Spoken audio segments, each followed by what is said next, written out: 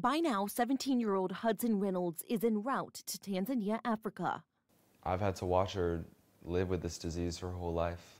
He's talking about his sister Tia, who lives with PKU. She was drinking formula and eating small amounts of fruits and vegetables. She has very classical or severe PKU, so her protein allowance was 1/4 of an egg a day. Hudson watched his sister battle this rare disease her entire life. Yeah, she tells me how grateful she is, like, every day. She's really proud of me. Hudson is setting out to hike Mount Kilimanjaro to raise money for PKU research. Right now we're at 193,000, just only 7,000 away from our goal. It's been a big priority for his family to find a cure. You know, my mom cross-country skied across Norway, so I was really inspired by them, just wanted to do something like they did. It will take him 8 days in freezing temperatures, reaching 19,341 feet by the time he gets to the top. I've just been working at this for so long. It's going to feel great. El 11 de julio de 2021 marcó la memoria del pueblo de Cuba tras las protestas en muchas ciudades de ese país a favor de libertades civiles. Manifestaciones que se prolongaron por días y que generaron como consecuencia una larga lista de presos políticos. A 2 años de estas reyertas, la organización Prisoners Defenders registra 1.047 personas arrestadas o bajo proceso judicial. Hay más de 166 de ellas que son mujeres. Varias de ellas también son trans y todas están encarcelados en cárceles para hombres. Hay varios menores de edad que han sido condenados a largas penas de prisión.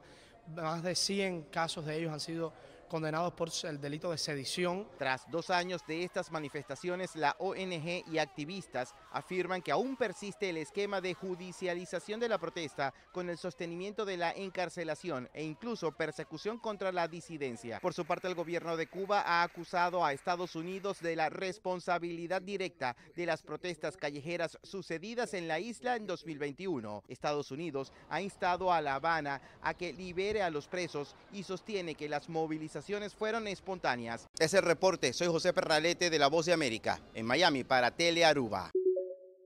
Corea del Norte ha lanzado hoy por la mañana un misil balístico de largo alcance hacia el Mar del Este después de que el régimen afirmara que aeronaves espía estadounidenses invadieron su espacio aéreo a principios de semana. El Estado Mayor Conjunto de Corea del Sur afirmó haber detectado el lanzamiento alrededor de las 10 a.m. desde una zona de Pyongyang o sus cercanías y que el misil lanzado en ángulo oblicuo voló unos 1.000 kilómetros antes de caer en el mar. Debido a su trayectoria, las autoridades están considerando la posibilidad de que se haya tratado de un misil balístico intercontinental de combustible sólido Hwasong-18.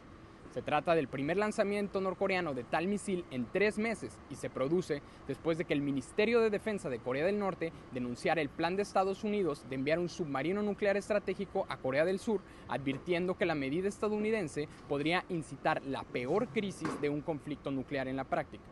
Por otro lado, el presidente surcoreano, quien se encuentra en la cumbre de la OTAN en Lituania, presidió una reunión de emergencia del Comité Permanente del Consejo de Seguridad Nacional por el lanzamiento del misil. El Estado Mayor Conjunto surcoreano dijo que las autoridades de inteligencia de Seúl y Washington están llevando a cabo una evaluación exhaustiva de las especificaciones del proyectil.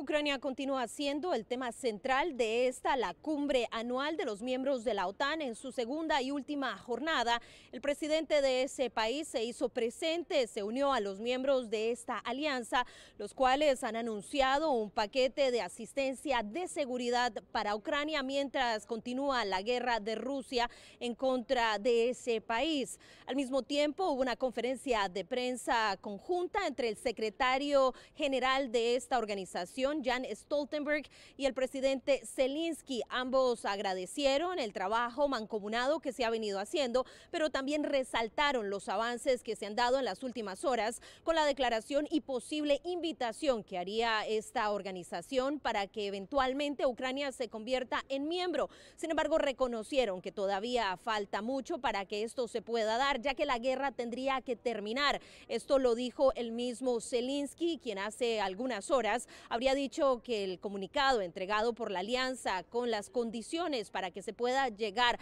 a que sean miembros era absurdo. Sin embargo, cambió su tono en las últimas horas y también habló acerca de la importancia de las diferentes aseguranzas en torno a asistencia militar, práctica y política. También se anunció que el G7 estaría entregando asistencia, esto por parte de cada uno de los países en acuerdos bilaterales.